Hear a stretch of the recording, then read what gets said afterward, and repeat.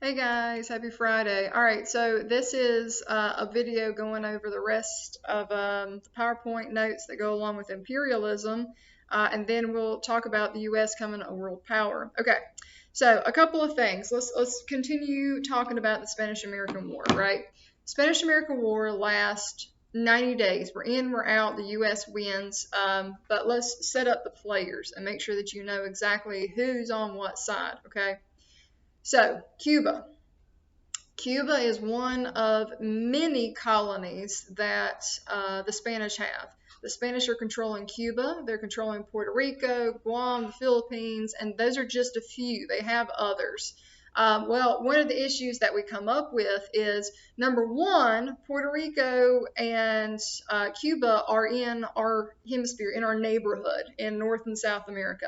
Well, the Monroe Doctrine of 1820 says that no country should interfere in our hemisphere or our neighborhood. So, one, that's why we're interested in what's happening in the Caribbean. And then two, we also have business interests. We do have trade deals. We are renting land to grow crops on, having sugarcane plantations, things like that.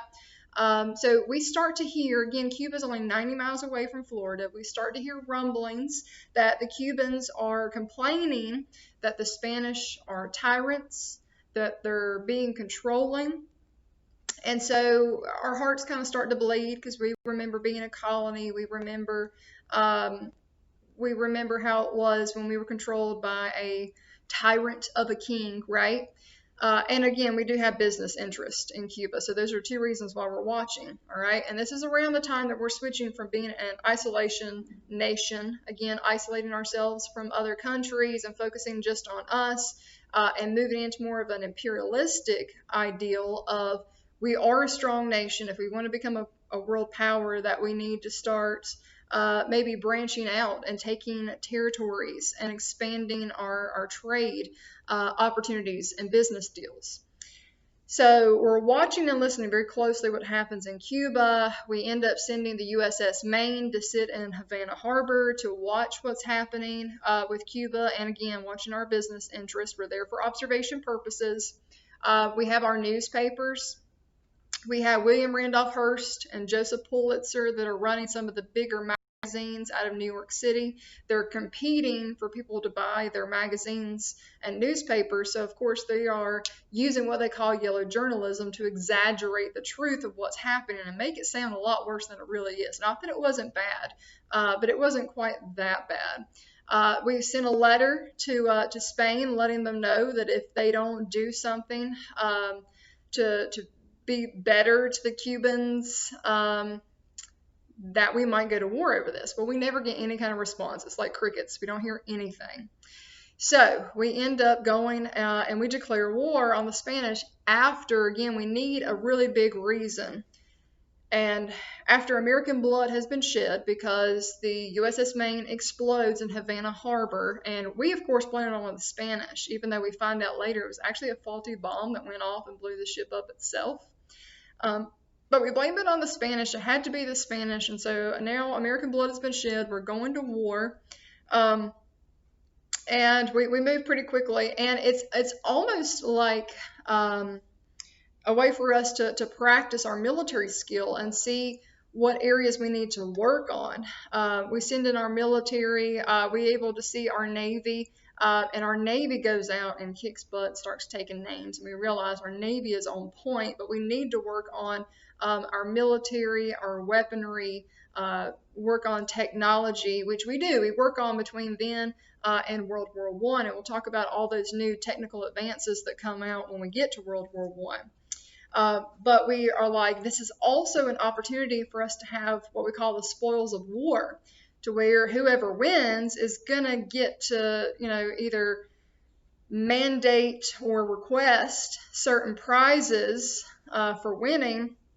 And we see that they have the Philippines, which is an island or a nation out in the Pacific. And we're like, that would be a perfect place for us to have a refueling station out in the Pacific for our Navy. That would be a beautiful place to have a naval base.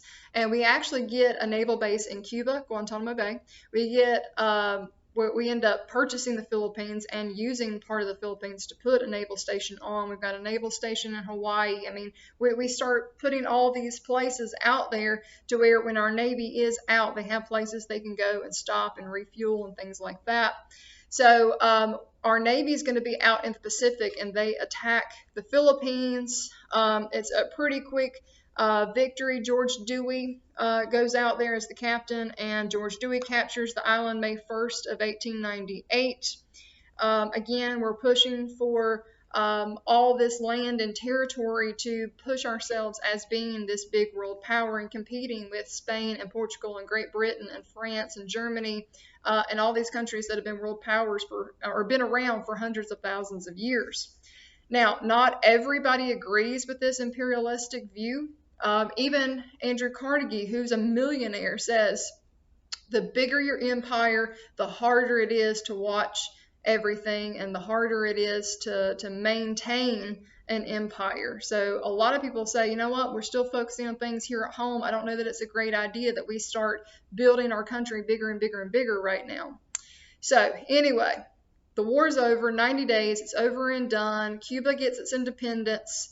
But we do include what we call the Teller Amendment and the Platt Amendment when they are writing their new constitution. But a couple of things, I didn't mean to skip over this. Some famous individuals that come out of this, George Dewey is one of them. Theodore Roosevelt gets acknowledged. Theodore Roosevelt, who quits his job in politics to come fight in this war, and actually a lot of people do it. They almost see it as an opportunity for them to have another piece of adventure.